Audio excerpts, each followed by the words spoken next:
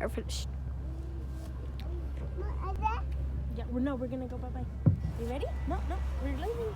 Wait, Mama, are we going now? Mama, are we going? No, because it's cold. It's cold. That's the best thing. It's very windy by the bridge. You find out. Where are you folks from? Let's start. Americans confuse our two countries. Where am I from? Yes. We're more neutral than you are. Watch your cord. No crying on my bus.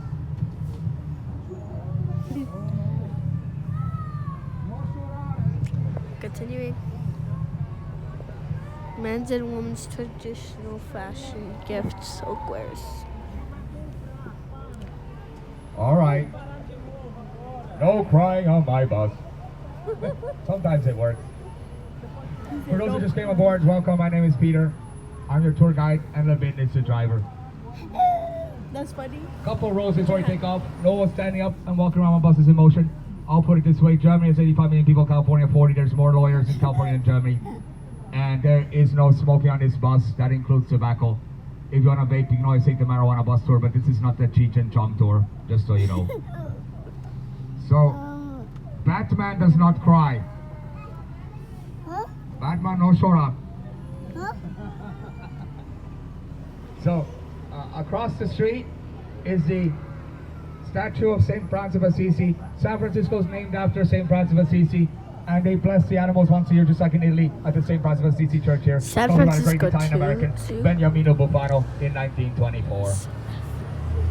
Now, does anyone like fish and chips? The only decent one's a British one, and that's what it is, the Godmother. There's a sign there that says, "In God we trust, not God." And guess what? They have children's portions too. There's so much food waste in this country. So a lot of more restaurants should offer children's portions. That one has it. Maybe you only want one piece of fish and a few chips, which the British call fry. It says on the wall, "In God we trust, not God." God.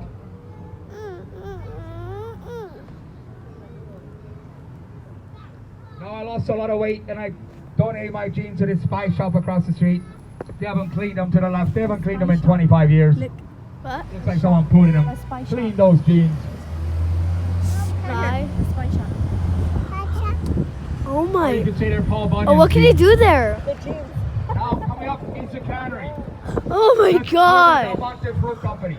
They were canning 100,000 cans of, mostly ladies, cans of vegetables and fruit until the Great Depression in Fish and 1939, rich and they pizza. was falling apart, but they saved it. Make it into Some shops, cars, restaurants, some young bikes. hotels, and there's a nautical museum inside. And I don't like clams, so I go inside the hotel to the Blue Mermaid, where they serve a really good corn and crab chowder. Now my favorite cable car line is coming up.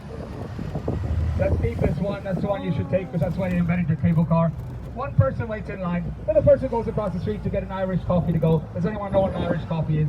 One of our journalists, Stan Delaplane, from the Chronicle, was in Shannon Airport in 1952 and bought this just to be back here. That would be coffee, Irish whiskey and cream, the first place to serve an Irish coffee in America. Now California law prohibits any establishment from letting you take alcohol outside, except for that place. Only the Irish coffee. You cannot get a shot of whiskey to walk out, just the Irish coffee. And the line is too long, so you get a couple more Irish coffees, and then you're feeling really good. As the Irish say, it'll warm the cockles of your heart. Stop it. Now, if you look to your right, you'll see one of the best collections of old ships that I know of. Hyde Street Pier. The buck up for the three-masted schooner went around the Horn of South America many times before they built the Panama Canal in There's a train. 1914. We should And why is there a go. car ferry next to it? The Eureka with a black funnel. Mom, we should go on a Because some train. people got across the bay before they built the Bay Bridge behind us in 1936. And the Golden Gate in front in 1937. They fought building the bridges tooth and nail, but one day there's a 12-hour backup to the car ferries, proving the need for the bridges. Now, does anyone like chocolate here?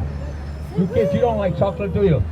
Well, can you love imagine my country chocolate. Switzerland without chocolate, or Spain and Italy without tomatoes, or Ireland, Poland, and Russia without potatoes, because that's what it was in 1491. We all owe the Aztecs by a Chocolate. debt of gratitude. All that came from the Western Hemisphere. David, that's a So dog Mr. park. Ghirardelli came Oh, look here over in there. 1850 from Peru with 600 pounds of chocolate, only to see two of his chocolate factories burned under the ground. And Celtic chocolate all over the place with tour of great earthquakes and fires. And the last one being 1906. This is actually a stop. You go inside, you get a free square of chocolate. Go out, go back in, get another free square. You know how it works. Now, there's a plaque here commemorating the first ship to enter the bay as late as 1775, the San Carlos from Spain. Why as late as that? Well, the last 4.5 miles of San Francisco was all sand dunes and bushes, a small entrance and boggy along like today. They didn't look very inviting. For almost 200 years before that, Spanish galleons were coming by full of gold and silver they stole from the Incas, Mayas and Aztecs on their way to the new colony in Manila in the Philippines, on the way to Madrid. And then in 1577, the great English pirate Sir Francis Drake, easy pickings for him, pouncing on the Spanish forts and galleons, stealing the gold and silver from them for the glory of England and his Queen Elizabeth I. Strange fact of history is the British have put in North America first on the west coast before the east coast. What? It's an actual stop. Oh Let's my go god, first. I almost dropped the Here phone. at the Chocolate Factory. You want to get off here? Oh yeah? No. Do it the next time around. We're just getting started. Oh, the Palace of Fine Arts? Or in the park? Yes, that's beautiful. Good idea. Now we're going to turn the corner and go on top of this hill. And across from the top of the hill is Galileo Galilei High School, where a famous American football player graduated from high school, but he got in trouble, so he took his name off the field and all the trophies out. Let me give you a hint. He did running at the airport commercials. His nickname was the Juice. How about if a glove is Anybody? I hate this. I hate going up. Nobody talks about Robert Blake, the guy who played Beretta, the guy with the parrot. He married a couple of Oh gold my diggers, and when they wanted a god. divorce, when they got unfortunately kind of disappeared. So they both got the best lawyers money could buy. Look, this is a high school. This is a high school. Times They have haven't changed much school? from a- No, college school. Times haven't changed much from the Middle Ages. If you committed a bad crime then, you gave your That's church a lot of hella money. big. You're absolved. And No, not nobody showing the burned at the address. stake, if you know what I mean. Are you wearing your t-shirt? Oranges? Oh. That's a football. In the rest of the world, we call football football. Not, we call it soccer here. And why do we call it football? Only one guy gets to kick the ball. The kicker. And the punter.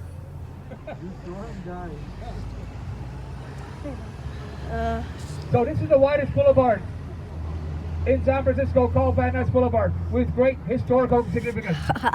For those, a lot of you were Oh, on look at the California city. talking about the worst natural disasters befalling the American city. The 1906 Red earthquake and Bull, fire. Red Bull gives you The fire was wings. burning out of control, already killed 3 to 6,000 people and destroyed 30,000 No, buildings. It's not coming this China way. license So, plates. the firemen were helped by the military from this base here, Fort Mason, and the Presidio were both now decommissioned. In 1906, General Ponson sent thousands of troops primarily to keep the curfew and to shoot looters. Yes, if somebody was crying over their dead relatives in Detroit house and some bum was in their house trying to rip them off, they were shot on the spot as looters, as they deserved, in my opinion. What else the military did? They dynamite all the buildings across the street for the next 30 blocks. Why did they do that? Anyone a fireman here? Well, they created a firewall. Apparently they'll jump across the street, saving the rest of San Francisco. Except for one block. Why do they save one block? Because Mayor Schmitz and the fire chief live there. So they saved their own homes, and if you're a neighbor, you are very lucky. So to your right is a very rare thing in San Francisco, a flat neighborhood. We have the second hilliest city in North and South America after Bogota, Colombia. And before the quake, it was like marshes, bogs, and streams. Up the hill were the dairy farms. This is called the Marina District. After the quake, they filled in these bogs and marshes with the wreckage of thousands of destroyed buildings and put earth over it. That's called non-compacted landfill. Unlike downtown, which is compacted landfill. What happens in this area when an earthquake hits is called a liquefaction factor. That's where most of the damage was in the 1989 quake. I remember a delve image in my mind of an old Joe DiMaggio who lived here inspecting the fires. And we were very lucky during that quake. Why? Well, it hit at the Game 3 of the World Series. And guess who was playing? Baseball. Guess who was playing? Bay Series. Oakland A's and the San Francisco Giants for the championship. And it hit right at the beginning of the game at 5, right at rush hour. And a double-decker freeway in Oakland collapsed on itself, a raised freeway, killing 40 to 65. It would have been hundreds. But we were lucky because people at the game or at home or in bars watching the game, and so God was looking out for us because it would have been a lot worse. Yeah. If you remember that. If you're my age. Now, next to this ugly motel is where Mayor Schmitz lived and the fire chief a few doors down, who later died fighting the fires. He was a hero. Now the next street is the other side of the Crooked Street. And from here, this is Lombard Street, all the way for 3 miles to the bridge was one of the biggest World's Fairs ever in American history, called the Panama Pacific International World's Fair of 1915. Now, we have 13 million visitors every year. That's a lot. But this fair in 1915 had 18 million visitors in 10 months. We haven't beaten it to this day when the city was half the population is now. Now everybody celebrate two things. The opening of the Panama Canal, which America was as significant as the Suez Canal, British and French. We didn't have to sail 14,000 miles from New York City to San Francisco. We took a shortcut through the Panama Canal. Oh my Panama never god. existed, it was part of Colombia. But before I talk about that, look on top of the hill to the left, you'll see the biggest mansion in San Francisco. See that? With the trees around it. Looks like the White House. What happened? Guess what lives there now? 55-room mansion with parking for 30 cars. Danielle Steele, the author. You can go there for 4 o'clock tea and say, don't you remember me, Danielle, as the butler's trying to kick you out. Now, we just passed, no Koreans aboard, right? We just passed doggy daycare. Always reminds me of the fact that the rent's so high in this city, there are more dogs than children in Doggy Korean paradise. I like my dogs as pets. When there's Koreans aboard, I don't say that. That'll be PC in this city.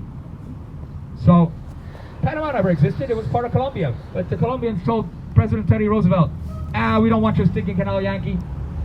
So, Teddy Roosevelt said, bully, the people of Panama want their independence, and we got our canal. And it also celebrated the rebirth of San Francisco, letting the world know we were back in business. Every state had a pavilion, every country had a pavilion, and everybody was there that was important. The Pope, Kings and Queens, Charlie Chaplin, Teddy Roosevelt, John Muir, the naturalist, and Henry Ford, pretty smart guy. He just invented the Ford Model T and the auto assembly. What better way to show off than 18 million prospective customers? I wonder if you could bring your horse and buggy and trade it in for a car. You know what your car cost in 1950? $450 bucks.